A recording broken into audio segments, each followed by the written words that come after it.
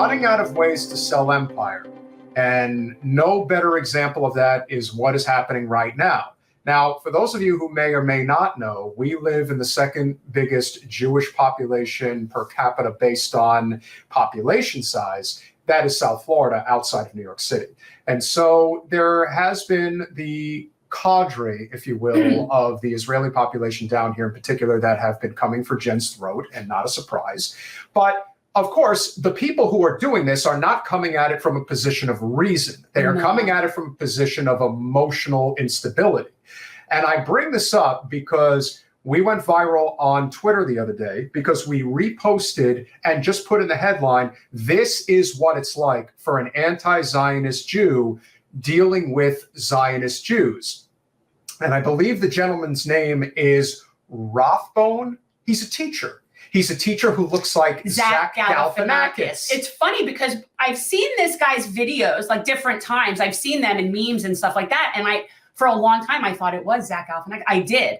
And then, but if you look really, really? But if you look really closely, you could tell, but it really, plus his, like his cadence, like his mannerisms and stuff, like he really does seem like that to me. This is the argument in a nutshell. And this is my life. I want everybody to understand that if you want to know what this is all about, this is it. This is my life. Human rights. Well, can you tell me why Hamas leaders are all billionaires living in high rises in Qatar? The Palestinian people deserve human rights. You say that, and yet if you went into Gaza, your head would literally get chopped off. The Palestinian people deserve human rights. Well, can you tell me why Hamas doesn't accept the LGBTQ community? The Palestinian people deserve human rights. Well, maybe they should stop being so violent and ask a little bit nicer. Ever thought about that, Mr. Pro-Terrorism? The Palestinian people deserve human rights. Yeah, but the Palestinian people deserve human rights. Look, it's not that simple. The Palestinian people, it's like their fault. The Palestinian people deserve human rights. Yeah, but in 3000 BC, Palestinian people deserve human rights. You have to go back to the age of Hadrian, okay? You have to decipher the hieroglyphics in the Merneptah stele circa 1200 BC. Palestinian people deserve human rights. That's my life. Rathbone. Yeah, that is that's a very good characteristic of my life. So today I actually got a phone call from someone because the truth is that if there's a will, there's a way. So I get a phone call from someone that started telling me that their family was killed by Hamas, and I didn't let them get too far into it. Because there's no reason, there's no reasoning with people when they're like that. But you know, this is something, but I have to make a general statement about all of this, not even a political statement, just literally a logistical statement. To anybody who is sending me comments on either social media or commenting on our videos, I do not see them. He will attest this. Not only don't I see them, but he is under orders that I don't want to even hear about it. So if you're yelling at me in a comment or you're angry or whatever, you're screaming into the ether, okay? But the best you're gonna get is a thanks for your feedback, because that helps our algorithm. So just know that. Like, so if what your intent is to hurt me or get at me, I'm telling you seriously, I have not been on social media in over 2 years. He can tell you this. Like, I'm not on social media. I don't go on there. So there's no knowledge for me of what you say. For me, I have very strong mental stability. And even I look at some of these messages, but the truth of the matter is most of them are not coming at it from a rational perspective. Well, none of these people so are rational. The anger, and listen, there have been people that Jen grew up with in South Florida that are now basically calling for her head. Like, that's how psychotic it's gotten. He tells me that he's like, well, you've gotten a death threat. And I get all excited because like in what I'm doing, I do feel like death threats is like a sign of that I've made it, you know, like you have arrived, but it wasn't. It was just somebody saying they hope I burn in hell. Wishful thinking, while very, very colorful. Remember the comeback you always have to give them is Jews don't believe in hell. Well, there is that. No, but actually my thought is I am not just going there. There's an office with my name on the door waiting for me. Dance around. But no, around. my point is, seriously, people, I don't see the comments. I will never know what you're saying. There was a misunderstanding about one of the organizations that Jen was a volunteer with. And then there was the one person who was in Boca who's like, I am going to tell all my people. It's like, please do. The cattiness of the upper class desperate housewives is real. It's very real. And this is shattering their entire worldview. And they cannot compute. And I honestly, I feel for them because I have been through that sort of like process. Awaken. I mean, yeah, and it's a process and it takes a while. And I am always happy to provide information to people who want information, but I'm not going to be berated, yelled at, argue with, debate. I have no interest in that. There are people that want to debate. There is. Well, it's not just that they want to debate. There was even one person who was basically telling her, shame on you. But then that one person who actually has got a pretty big following on Instagram decided to send a private message almost to the effect of, how did you come to this conclusion? As if they're like just slightly curious about, well, what is it that you're seeing? You know that what? I'm not we seeing? need to put together. I need to put together a good reference list that we should make available and that we should put like a link. You can't explain to each individual. I'm trying to think like what I should do is I have sent some people like suggested reading and things like that. But I'm going to put together a resource reference list.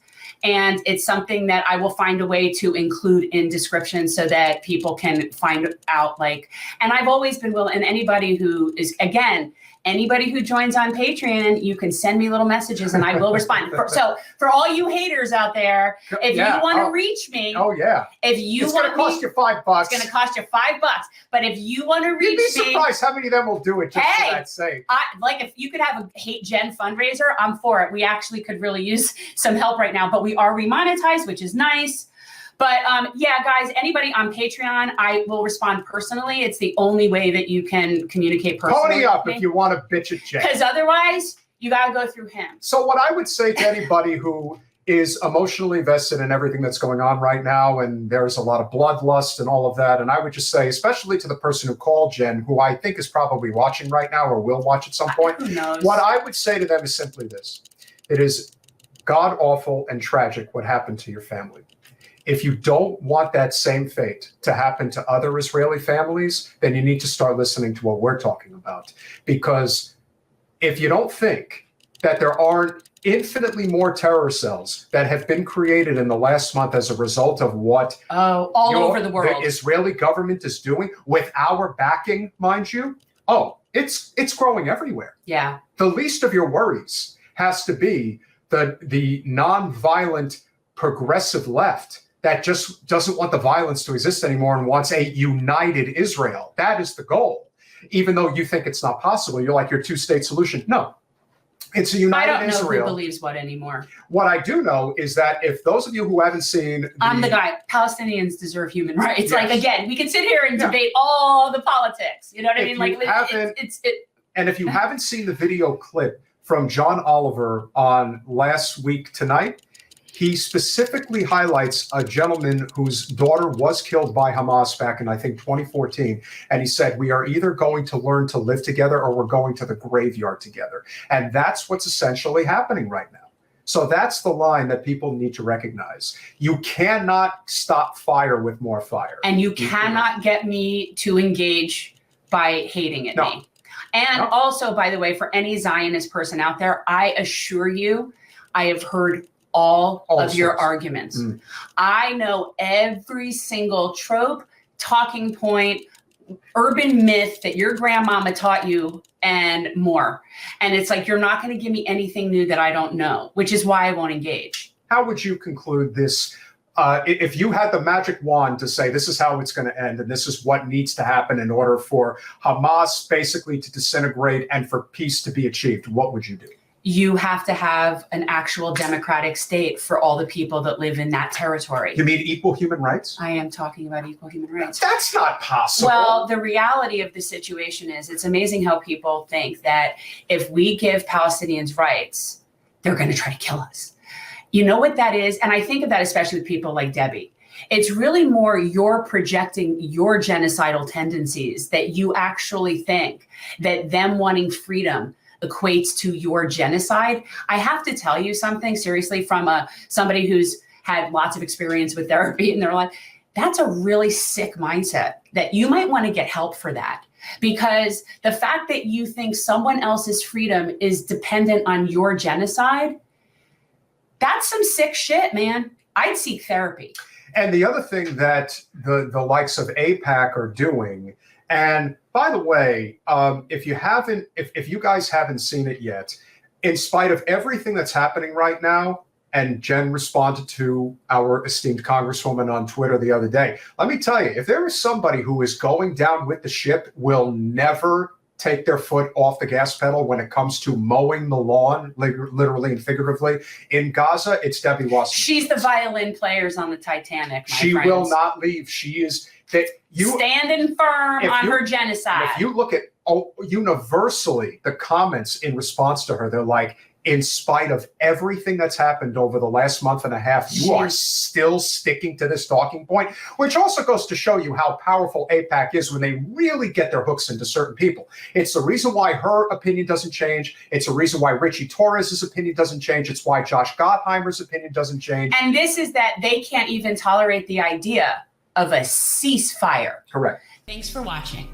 If you want to support our mission to transform politics into service, please like this video, subscribe, follow us on social media, and consider joining our Patreon, where you'll get early access to our interviews as well as other exclusive content. Links are in the description. Peace out.